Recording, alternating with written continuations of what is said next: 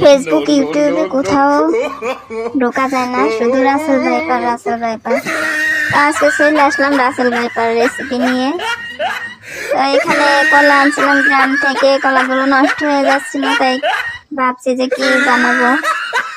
তো ইউটিউবে ভিডিও ছাড়ি কিন্তু কেউ দেখে না ভিডিও, সবাই শুধু রাসেল ভাইপার নিয়ে ব্যস্ত আছে। তাই রাসেল ভাইপার রেসিপি বানানোর জন্য চলে আসলাম। এখন কলাগুলোকে ছুলে নিচ্ছি, এখন এর মধ্যে দিয়ে দিচ্ছি হচ্ছে আটা ময়দা দিয়ে, আর হচ্ছে চিনি দিয়েছি।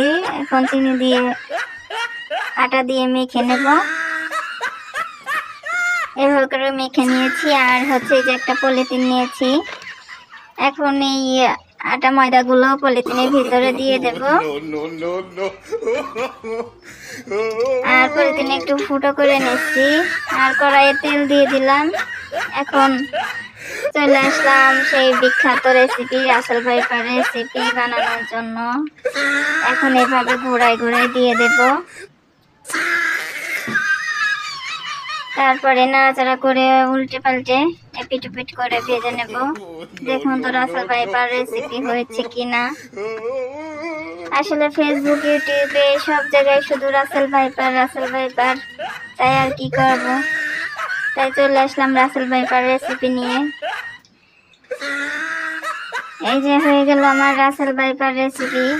এখন আরেকটা বানিয়ে নেব, ঘোড়ায় ঘোড়ায় এভাবে তেলের মধ্যে দিয়ে দেব।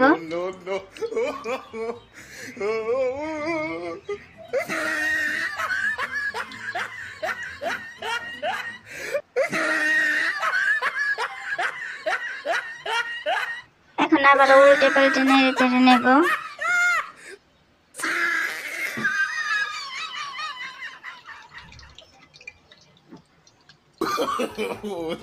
দেখলে আবার আপনারা ভয় পাইয়েন না যে রাসেল ভাইপার রেসিপি বানায় খাইয়ে ফেলতেছে। যাক, ভেঙে গেল, কি আর করার আছে। এখন এটাকে আমি খেয়ে নেব। দেখুন রাসেল ভাইপার রেসিপি, রাসেল ভাইপারে খেয়ে ফেলতেছি, এতটা মজা। তো আপনারাও ঘরে এভাবে রাসেল ভাইপার রেসিপি বানাইতে পারেন, শেয়ার করার আছে। রাসেল ভাইপার ভরে গেছে ইউটিউব, ফেসবুক, ইনস্টাগ্রাম, টিকটক, সব জায়গায় রাসেল ভাইপার রাসেল ভাইপার। তাই আজকে রাসেল ভাইপার রেসিপি বানাই ফেললাম। ভিডিওটি ভালো লাগলে লাইক কমেন্ট শেয়ার করে চ্যানেলটিকে সাবস্ক্রাইব করে দেবেন। আল্লাহ হাফেজ।